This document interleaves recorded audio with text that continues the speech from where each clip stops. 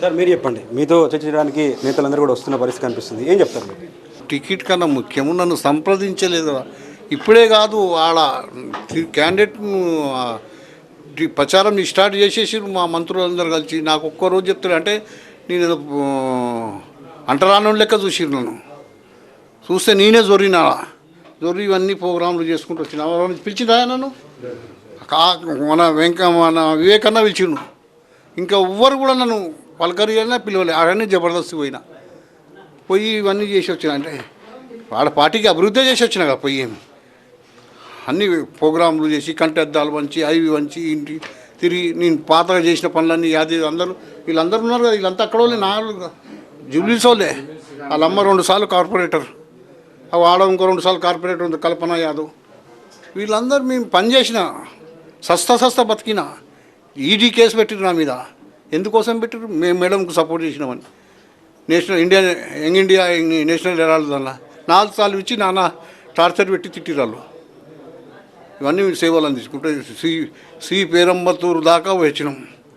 ఆ రోజులలో కూడా అచ్చమైన ఉన్నాం కాంగ్రెస్లో. ఇప్పుడు దిగంతులు అయితే రాహుల్ గాంధీకి వచ్చి శంశాన వాటిలో కూకుండు. అది అటాచ్మెంట్ అది మాకు గాంధీ ఫ్యామిలీతో. ఇప్పుడు ఎంచుకున్నటువంటి క్యాండిడేట్కి సంబంధించి మీరు ఏం చెప్తారు? నవీన్ యాదవ్ పేరు అనౌన్స్ చేయడం జరిగింది, దానికి సంబంధించి నేను క్యాండిడేట్ గురించి నేను అది కాదు, క్యాండిడేట్ను ఎవరు అనౌన్స్ చేయించారు అది చెప్తున్నాను.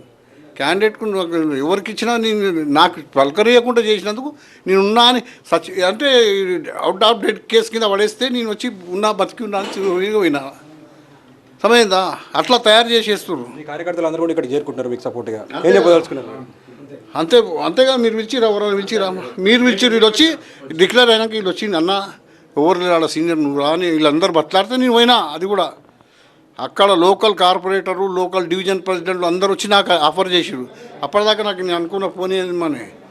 ఇంకొకటి సిటీలో 2 సంవత్సరాలు కావుతుంది, ఎవరు లేరు, పెద్ద దిక్కు లేదు. ఎవరి దగ్గరికి వాళ్ళ పనులు చేయించుకోవాలన్నా ఏమైనా చేయాలని ఇవ్వాలి కదా. ఎంఐఎం కూడా వచ్చి మన మషీరాబాద్లో ఓడగొట్టే. ఇప్పుడు వచ్చి మళ్ళీ అది తీసుకుంటుండే. ఎప్పుడు నాకు బొంద పెడితేనే ఉంటుంది. నేను ఊకుండి అటచం ఆడుకుంటావు వాళ్ళతో. డూ ఆర్ డై అంటున్నా, మర్తా క్యానై కర్తా ఆ హిసాబులు ఉన్నాయి. ఇప్పుడు నేను మా వివేకన్నా ఉన్నాడు, రెస్పెక్ట్ చాలా హ్యాండ్ ఆఫ్ చేస్తా. ఆయన నా గురించి మాట్లాడింది నాకు తెలిసింది.